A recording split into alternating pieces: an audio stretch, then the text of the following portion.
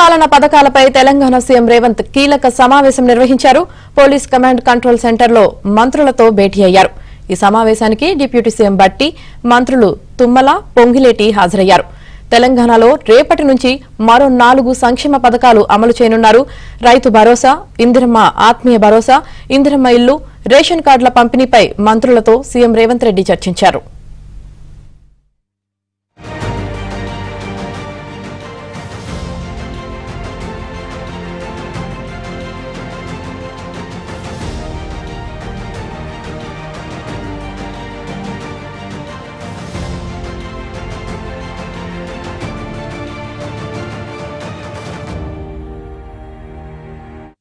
ఫిబ్రవరి 26 నాడు అత్యంత పరమ పవిత్రమైనటువంటి ప్రజాస్వామ్య భారతదేశానికి భారత రాజ్యాంగాన్ని అమలు తెచ్చుకున్నటువంటి రోజు.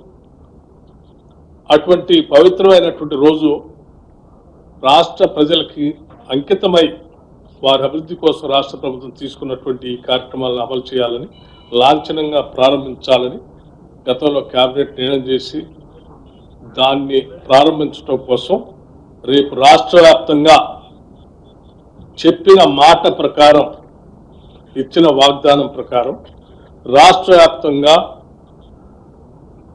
లాంఛనంగా ప్రారంభోత్సవం చేస్తా ఉన్నాం. రాష్ట్రంలో ఉన్నటువంటి అన్ని మండలాల్లో మండలానికి ఒక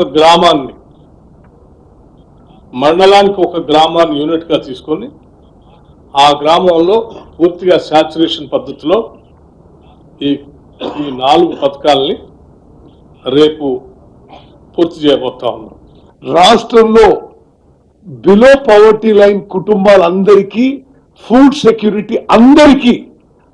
సెక్యూరిటీ క్రియేట్ చేయాలి. 10 ఏళ్ల పాటు నిర్లక్ష్యం వహించిన రేషన్ కార్డు విషయంలో మేము ఈ ప్రక్రియ చేపట్టి అర్హత ఉన్న చివరి వ్యక్తి వరకు రేషన్ కార్డు వచ్చే వరకు ఈ ప్రక్రియ కొనసాగుతుంది. రెండో విషయం, ముఖ్యమైన విషయం, ఇప్పటి వరకు గత 10 ఏళ్లుగా రేషన్లో దొడ్డు బియ్యం, కోర్స్ గ్రెయిన్స్ ఇవ్వబోతున్నారు. ఇప్పుడు మేము ఈ రేషన్ కార్డుల ప్రక్రియ పూర్తయిన తర్వాత రేషన్ కార్డు వచ్చిన వాళ్ళందరికీ మనిషికి పర్ ఇండివిజువల్ 6 కిలో